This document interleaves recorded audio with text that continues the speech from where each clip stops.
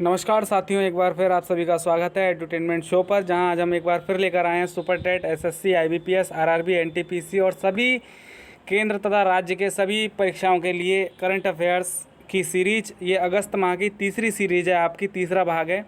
तो इस वीडियो को जो है बहुत अच्छे से देखिएगा। वीडियो को शुरू करने से पहले अगर आप हमारे चैनल पर नए हैं तो हमारे चैनल को सब्सक्राइब करके बेल आइकन दबा दें, जिससे आने वाले वीडियोज़ का नोटिफिकेशन आपको टाइम से मिलता रहे। तो आइए हम वीडियो को शुरू करते हैं। पहला जो हमारा प्रश्न है, अमेरिका द्वारा जापान पर लिटिल बॉय नामक परमाणु बम गिराने की 75वीं वर्षगांठ कब मनाई गई? ठीक है, तो इसके विकल्प है हमारे 4 अगस्त, 6 अगस्त, 1 अगस्त या 2 अगस्त। तो इसका हमारा विकल्प होगा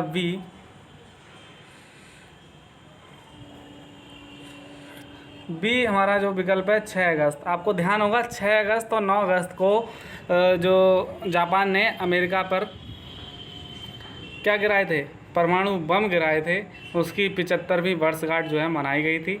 और इस परमाणु बम के हिरोशिमा में गिरने की वजह से 1.5 लाख से अधिक सामान्य नागरिक मारे गए थे। लेकिन 6 अगस्त को जो गिराया गया था वो गिराया गया था आपका हिरोशिमा में, और 9 अगस्त को गिराया गया था नागासाकी में।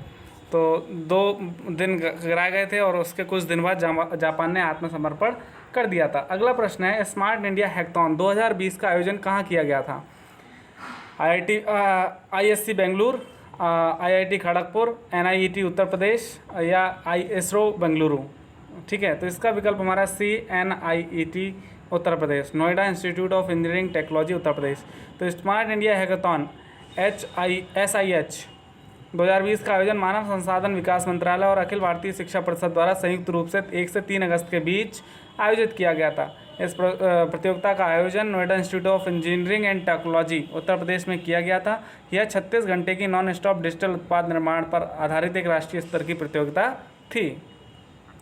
अगला प्रश्न है, हाल ही में किस टेलीकॉम कंपनी द्वारा इंटरनेट सुविधा प्रदान करने हेतु बुक माई फाइबर नामक पोर्टल लॉन्च की गई है? बुक माई फाइबर, ध्यान दीजिएगा, एयरटेल, जियो, वोडाफोन या बीएसएनएल। तो इसका हमारा विकल्प है डी, बीएसएनएल। भारत संचार निगम लिमिटेड ने देश के हर कोने में इंटरनेट पहुंचाने के लिए अपना नया पोर्टल लॉन्च किया है। इसका नाम बुक माई फाइबर रखा गया है।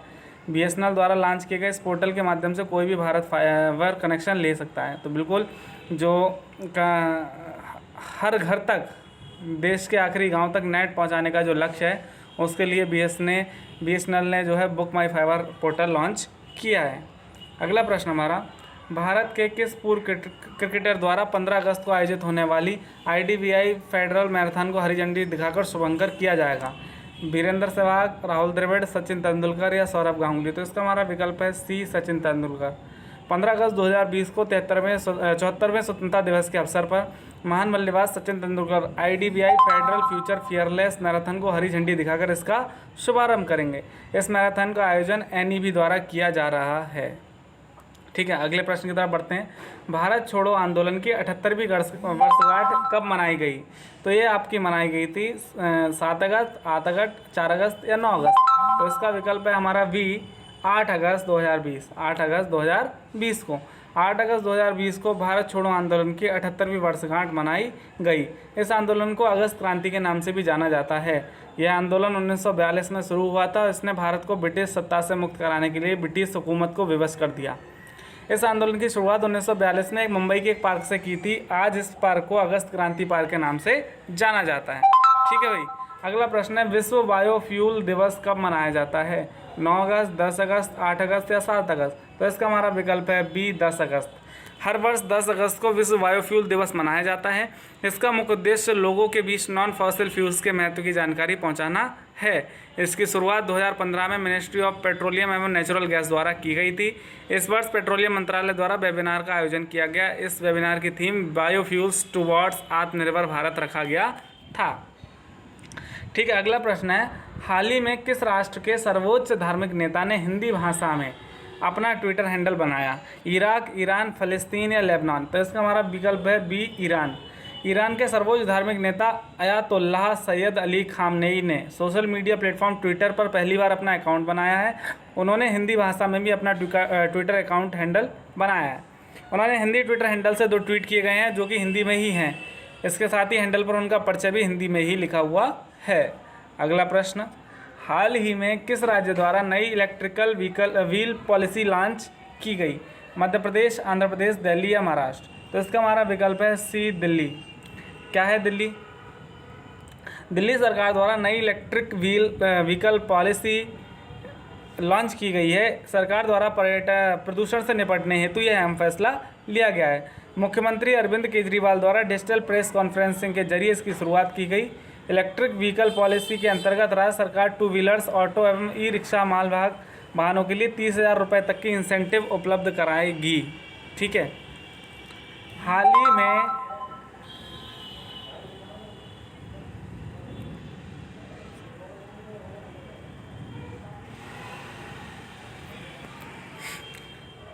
किसे भारत का नया सीएजी नियुक्त किया गया है? जीसी मुर्मू, राजीव महर्षि, बी नरहरि राव, शशिकांत शर्मा? तो इसका हमारा विकल्प है ए, जीसी मुर्मू।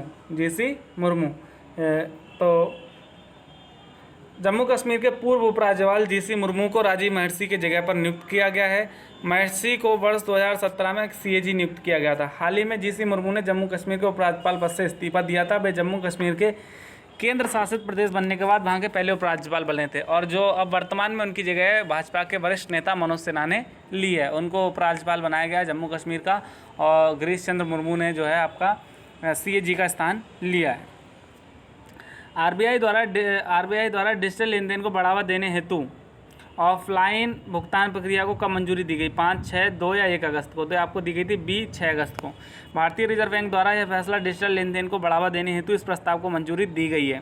6 अगस्त 2020 को आरबीआई ने ऑफलाइन पेमेंट भुगतान को मंजूरी दी। आरबीआई की मुद्रा समिति की बैठक में यह फैसला लिया गया। यह बैठक 4 अगस्त 2020 को संचालित हुई थी। प्रधानमंत्री श्री नरेंद्र मोदी द्वारा स्वच्छता केंद्र का उद्घाटन कब किया गया? 9 अगस्त, 31 जुलाई, 6 अगस्त या 8 अगस्त? तो इसका किया गया था 8 अगस्त को। 8 अगस्त 2020 को प्रधानमंत्री श्री नरेंद्र मोदी ने दिल्ली के राजघाट स्थित राष्ट्रीय स्वच्छता केंद्र का उद्घाटन किया। इस दौरान उन्होंने गंदगी भारत छोड़ो का नारा भी दिया। इस दौरान प्रधानमंत्री द्वारा स्वच्छ भारत मिशन पर आधारित एक शॉर्ट फिल्म भी देखी गई। उद्घाटन समारोह के दौरान प्रधानमंत्री ने 36 स्कूली छात्र छात्राओं से सवालों के जवाब भी दिए और किए। प्रधानमंत्री द्वारा पीएम किसान सम्मान निधि योजना के तहत किसानों की खाते में छठी किस्त के तौर पर कितनी राशि जमा की गई है? 15,000 करोड़, 21,000 करोड़, 17,000 करोड़ या 19,500 करोड़? तो इसका आपका विकल्प है सी, 17,000 करोड़। 9 अगस्त 2020 को प्रधानमंत्री नरेंद्र मोदी ने किसानों के खाते में कुल 17,000 करोड़ रुपए की राशि ट्रांसफ़र की। यह राशि पीएम किसान सम्मान निधि योजना के छठे किस्त के रूप में 8.55 करोड़ लाभार्थी किसानों के खाते में ट्रांसफ़र की गई, और यह एक वर्चुअल कार्यक्रम के माध्यम से की गई थी। राष्ट्रीय हथकरघा दिवस कब मनाया जाता है? 8 अगस्त, 7 अगस्त, 2 अगस्त या 6 अगस्त? तो ये मनाया जाता है 7 अगस्त को। 7 अगस्त को। देखिए, 7 अगस्त 2020 देश में छठा राष्ट्रीय हथकरघा दिवस मनाया गया। 29 जुलाई 2015 के राजपत्र अधिसूचना के माध्यम द्वारा 7 अगस्त को राष्ट्रीय हथकरघा दिवस के रूप में अधिसूचित किया गया था। 7 अगस्त को राष्ट्रीय हथकरघा दिवस के रूप में अधिसूचित करने का ऐतिहासिक महत्व भी है। इसी दिन 1905 को कोलकाता का टाउन हॉल में एक महाजनसभा में स्वदेशी आंदोलन की औपचारिक रूप से शुरुआत की गई थी। अगला जो प्रश्न है, केंद्र सरकार द्वारा पीएम किसान सम्मान निधि की योजना की शुरुआत कब की गई थी? किस वर्ष की गई थी? तो 2017, 2018, 2019 या 2016? तो आपकी की गई थी 2019 में। 1 फरवरी 2019 को केंद्रीय बजट के दौरान पीयूष गोयल द्वारा इस पहल की घोषणा की गई थी। सरकार द्वारा उन किसानों के खातों में ये राशि आर्थिक सहायता के रूप में भेजी जाती है जिनके पास 2 हेक्टेयर से कम भूमि है। 24 फरवरी 2019 को प्रधानमंत्री श्री नरेंद्र मोदी द्वारा उत्तर प्रदेश के गोरखपुर जिले से किसानों के खाते में पहली किस्त भेजने के साथ इस मुहिम का शुभारंभ किया गया था। बिल्कुल। अगला प्रश्न है हमारा, हाल ही में किस राज्य में रेलवे संग्रहालय का उद्घाटन किया गया है? उत्तर प्रदेश, तमिलनाडु, कर्नाटक या पश्चिम बंगाल? तो इसका आपका विकल्प होगा सी, कर्नाटक। 9 अगस्त 2020 को संसदीय मामलों के केंद्रीय मंत्री प्रहलाद जोशी एवं केंद्रीय रेल मंत्री पीयूष गोयल द्वारा वीडियो लिंक के माध्यम से कर्नाटक के हुबली में रेलवे संग्रहालय का उद्घाटन किया गया। इस समारोह की अध्यक्षता केंद्रीय रेल राज्य मंत्री श्री सुरेश अगड़ी द्वारा की गई। निम्न में से किसने चौथी बार श्रीलंका के प्रधानमंत्री के रूप में शपथ ली? राणा सिंघे प्रेमदास, महिंद्रा राजपक्षे, बासिल राजपक्षे, गोटाभया राजपक्षे? तो 9 अगस्त 2020 को श्रीलंका पीपल्स पार्टी के 74 वर्षीय नेता महिंद्रा राजपक्षे द्वारा चौथी बार देश के प्रधानमंत्री के रूप में शपथ ली गई। शपथ ग्रहण समारोह का आयोजन उत्तरी कोलंबो के उपनगर केलानिया स्थित ऐतिहासिक बौद्ध मंदिर राज महाविहार में किया गया था। किसने ली? महिंद्रा राजपक्षे ने। ठीक है भाई। अगला प्रश्न हमारा, भारत सरकार द्वारा हाल ही में किसान रेल सेवा की शुरुआत किन 2 राज्यों के बीच की गई?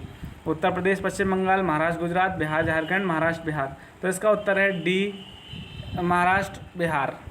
तो केंद्रीय कृषि मंत्री नरेंद्र सिंह तोमर द्वारा 7 अगस्त 2020 को देश की पहली किसान रेल सेवा की शुरुआत की। वीडियो कॉन्फ्रेंसिंग के माध्यम से इन्होंने इसकी शुरुआत की। श्री तोमर द्वारा हरी झंडी दिखाकर महाराष्ट्र के नासिक जिले में स्थित देवलाली से बिहार के दानापुर के लिए इस ट्रेन को रवाना किया गया। महाराष्ट्र से बिहार के लिए, महाराष्ट्र के नासिक से और दानापुर के लिए इसको रवाना किया गया।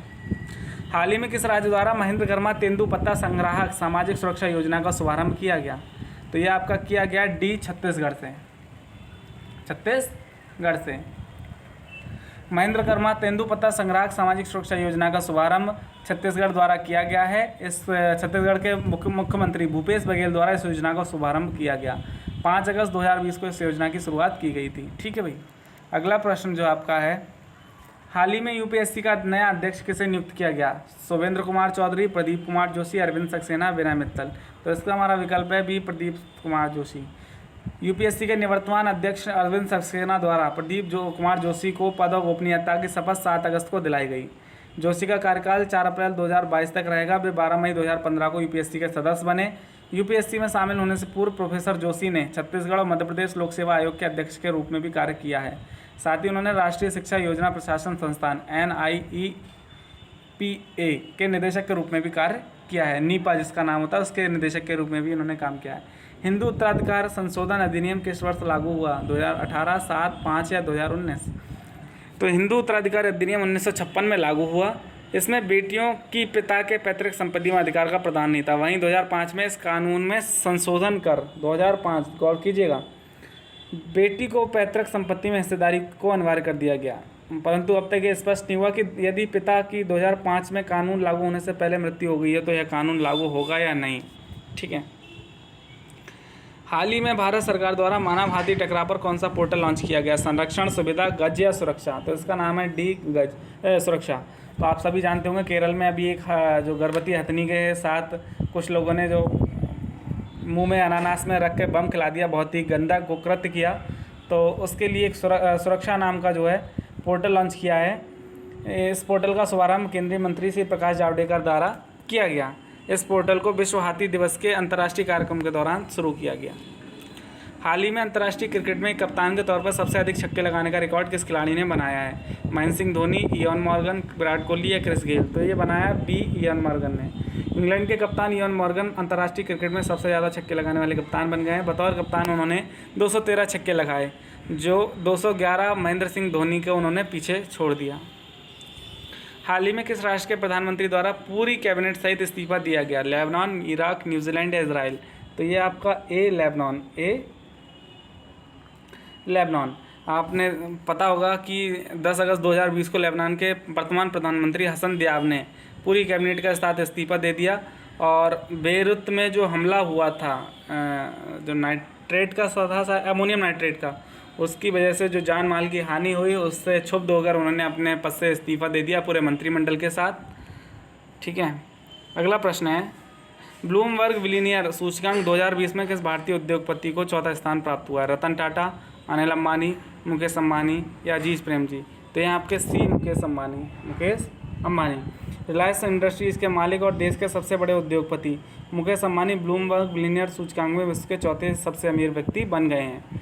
इसके अनुसार उनकी कुल 80.6 अरब डॉलर की संपत्ति बताई गई है। मुकेश अंबानी ने यूरोप के सबसे अमीर व्यक्ति फ्रांस के बर्नार्ड अर्नाल्ड को पीछे छोड़कर यह मुकाम हासिल किया है। हाल में गूगल द्वारा किस विश्वविद्यालय के साथ मिलकर पत्रकारों के लिए कोविड-19 मैप लॉन्च किया है? स्टैनफोर्ड विश्वविद्यालय, ऑक्सफोर्ड, सूलिनी या न्यूयॉर्क विश्वविद्यालय? तो इसका हमारा विकल्प है ए, स्टैनफोर्ड विश्वविद्यालय। 11 अगस्त 2020 को गूगल ने स्टैनफोर्ड विश्वविद्यालय के साथ मिलकर पत्रकारों के लिए एक वैश्विक कोविड-19 मैप की लॉन्चिंग की है। इस मैप के तहत पत्रकार महामारी संबंधित ताज़ा जानकारियाँ अपनी साइट पर लोड कर पाएंगे। इस वर्ष की शुरुआत में गूगल ने इस मानचित्र को अमेरिकी संस्करण लॉन्च किया था। रक्षा मंत्रालय द्वारा आत्मनिर्भर भारत अभियान के तहत हथियार निर्माण के लिए किसके द्वारा डिज़ाइन की गई तकनीकों का इस्तेमाल करेगा? DRDO, इसरो, DIAT या NDA? तो इसका विकल्प हमारा A DRDO।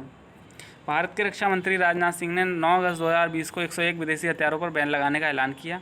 उन्होंने बताया कि मंत्रालय ने 101 विदेशी हथियारों की लिस्ट तैयार की है जिनके आयात पर रोक लगाई जाएगी। रक्षा उत्पादन में स्वदेशीकरण को बढ़ावा देने के हेतु ये फैसला लिया गया। निम्न में से किन्हें steel authority of India limited की पहली महिला अध्यक्ष के रूप में चुना गया है? सोमा मंडल, संगीता महापात्रा, साखी जैन या अरुंधति भट्टाचार्य? तो इसका हमारा विकल्प है ए सोमा मंडल। स्टील सेल की नई अध्यक्ष जो है सोमा मंडल को नियुक्त किया गया है। वर्तमान में वे कंपनी में निदेशक वाणिज्य के पद पर नियुक्त हैं।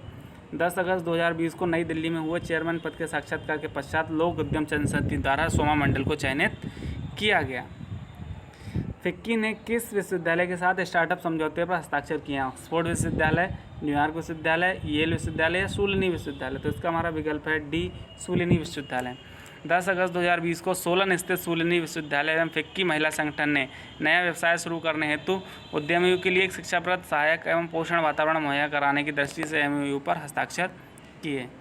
हाल ही में LIC ने किस बैंक में अपनी साझेदारी बढ़ाकर 5% कर ली है? Canara bank, HDFC bank, yes bank, Punjab national bank? तो इसका विकल्प है सी यस बैंक। भारतीय जीवन बीमा निगम LIC ने अपने ओपन मार्केट में शेयर खरीदकर यस बैंक में अपनी हिस्सेदारी में इजाफा कर लिया है। LIC की हिस्सेदारी अब 0.75% से बढ़कर 4.98% हो गई है। LIC ने ओपन मार्केट में कुल 105.98 करोड़ की शेयर खरीदारी की है। हाल ही में किस भारतीय अंपायर को ICC के अंपायरों के पैनल में शामिल किया गया? सुंदरम रवि, यशवंत वाड़े, नितिन मेनन या KN अनंत पद्मनाभन? तो इसका हमारा विकल्प है डी KN अनंत पद्मनाभन। केरल के पूर्व लेग स्पिनर तथा वर्तमान में IPL एवं घरेलू टूर्नामेंट में अंपायरिंग करने वाले भारत के KN अनंत पद्मनाभन को इंटरनेशनल क्रिकेट काउंसिल के अंतर्राष्ट्रीय अंपायरों के पैनल में शामिल किया गया है। उनसे पहले नितिन मेनन को एलिट पैनल में जगह दी गई थी। तो वीडियो हमारे यहाँ पे प्रश्न समाप्त होते हैं और जो आशा करते हैं वीडियो आपके बहुत काम आएगी, तो इस वीडियो को बहुत अच्छे से देखें और अगर आपको वीडियो अच्छे लगे तो इसको लाइक करें, ज़्यादा से ज़्यादा शेयर करें। और अगर आप हमारे चैनल पे नए जुड़े हों तो हमारे चैनल को सब्सक्राइब करें और ज़्यादा से ज़्यादा लोगों को जोड़ें। तो मिलते हैं अगली वीडियो में नए प्रश्नों के साथ। तब तक के लिए नमस्कार। तो thank you for watching our video. Thank you very much.